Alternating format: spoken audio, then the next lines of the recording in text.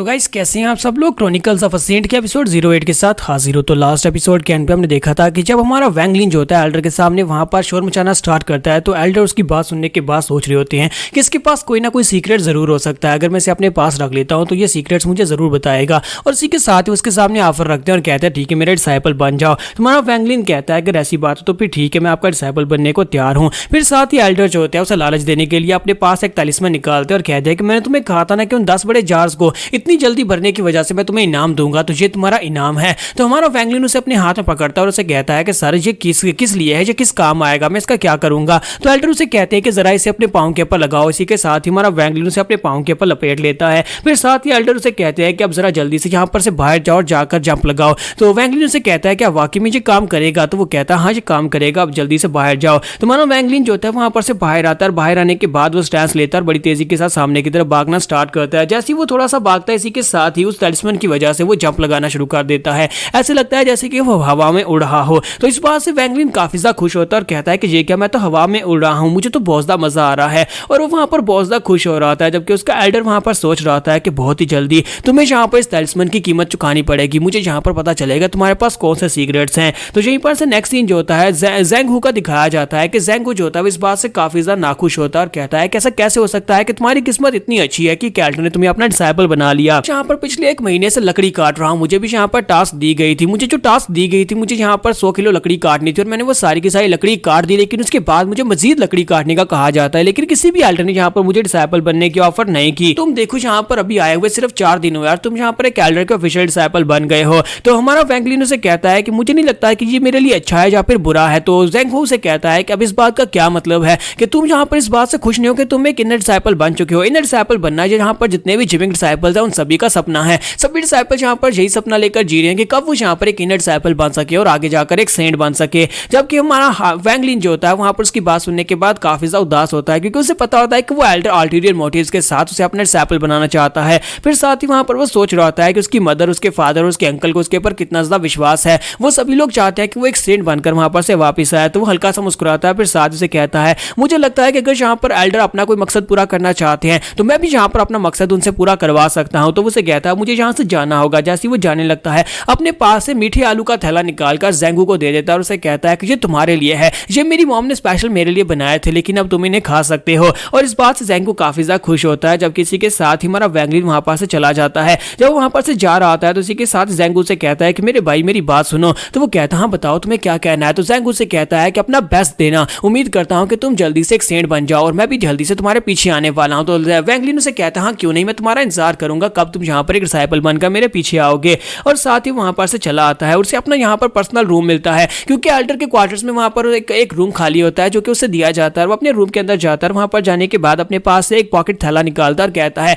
मेरे मास्टर ने यहाँ पर मुझे ये छोटा सा बैग दिया था और कहा था कि इसके अंदर तुम्हारे लिए कुछ जरूरी चीजें रखी हुई है, ये स्पेशली बैग तुम्हारे लिए है। वो उसे स्टोरेज बैग कह रहे थे, लेकिन इस छोटे से बैग के अंदर क्या चीज रखी जाएगी। वो उसको उलटता है तो उसके अंदर से काफी सारी चीजें निकल आती है जो कि उस बैग के साइज से काफी ज्यादा बड़ी होती है। और वैंग लिन इस बात से काफी ज्यादा हैरान होता है और कहता है कि ये क्या, ये तो वाकई में एक स्टोरेज बैग निकला, इसके अंदर तो काफी सारी चीजें निकल आई हैं। और साथ ही उन चीजों के अंदर से एक बुक निकलती है। तो उस बुक को पढ़ता है तो उसके अंदर लिखा होता है कि कैसे हम लोग यहाँ पर अपनी बॉडी के अंदर की को एंटर कर सकते हैं और साथ ही वहां पर की को कंट्रोल करने वाली 3 पावर टेक्निक के बारे में लिखा होता है। तो वो कहता है कि ये क्या, लगता है कि फाइनली मैं एक सेंट बनने वाला हूँ, सेंट बनने के रास्ते के ऊपर मेरा पहला कदम है। इसी के साथ ही हमारा वैंग लिन जो होता है फिर से यहाँ पर सपना देख रहा होता है। वो सपना देख रहा होता है कि दूसरी तरफ से एक बुरे लड़के ने उस लड़की को किडनैप किया होता है, जबकि हमारा वैंग लिन उसके सामने खड़ा होता है और उसे कहता है कि मेरी जान को छोड़ दो। वो बुरा लड़का उसे कहता है अगर तुम्हारे अंदर हिम्मत है या फिर तुम्हारे अंदर इतनी ताकत है कि तुम इसको बचा सकते हो तो फिर आओ आकर बचा लो। और इसी के साथ ही हमारा वैंग लिन उसे कहता है कि इसके ऊपर से अपने गंदे हाथ हटाओ वरना मैं तुम्हें मार डालूंगा। और साथ ही वो अपनी एनर्जी को रिलीज करता है,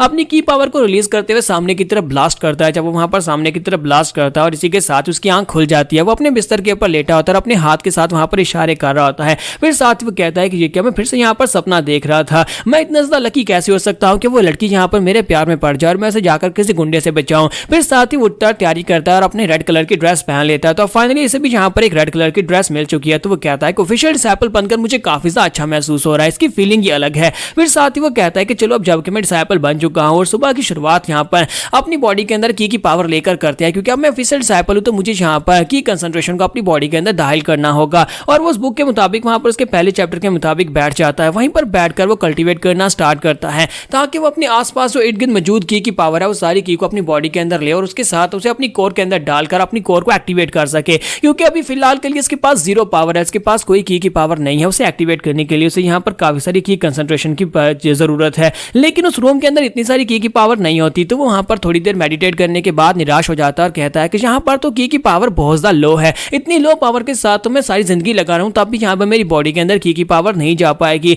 फिर साथ ही वो कहता है कि चलो बाहर चल के देखते हैं, हो सकता है कि लोकेशन चेंज करने से यहाँ पर कुछ फर्क पड़ जाए। और बाहर जाने के बाद वो जाता है तो वहां पर गार्डन होता है, उसके मास्टर का वहां पर गार्डन होता है जिसके अंदर उसने कुछ स्पिरिचुअल हर्ब्स लगाए होते हैं। तो वो कहता है कि यहाँ पर कुछ जड़ी बूटियां लगी हुई हैं जो कि स्पिरिचुअल हर्ब्स हैं, इनके अंदर से जो की पावर निकल रही है, इस की पावर की मदद से मैं यहाँ पर अपनी बॉडी के अंदर की पावर को एब्जॉर्ब करके अपने आप को बेहतर बना सकता हूँ। और वहीं पर बैठ जाता है। जब वो गार्डन में बैठकर वहां पर कल्टीवेट करना स्टार्ट करता है, इसी के साथ उसे महसूस होता है कि आसपास से काफी सारी की एनर्जी उसकी बॉडी के अंदर आ रही है। उसे महसूस हो रहा है जैसे उसकी बॉडी के अंदर कीड़े चल रहे हों। तो वो कहता है कि फिर से वही फीलिंग आ रही है, इसका मतलब यह है कि की एनर्जी मेरी बॉडी के अंदर जा रही है। लेकिन साथ ही मास्टर उसके पीछे आकर खड़े हो जाते हैं और उसे कहते हैं कि बेवकूफ बच्चे, तुम्हारी हिम्मत कैसे भी यहाँ पर मेरे गार्डन में बैठकर अपने आप को कल्टीवेट करवाने की। और इस बात से हमारा वैंगलिन काफी सा घबरा जाता है और कहता है कि मास्टर आप यहाँ पर क्या कर रहे हैं। तो मास्टर उसे कहता है कि तुम्हें किसने परमिशन दी कि मेरे गार्डन के अंदर बैठकर यहाँ पर तुम कल्टीवेट कर सकते हो। तो वैंगलिन कहता है मास्टर क्या यहाँ पर बैठकर कल्टीवेट नहीं कर सकता। तो उसका मास्टर उसे कहता है बेवकूफ बच्चे, क्या तुम्हें पता भी है कि यहाँ पर जो जड़ी बूटियां और जो फूल पौधे लगाए गए हैं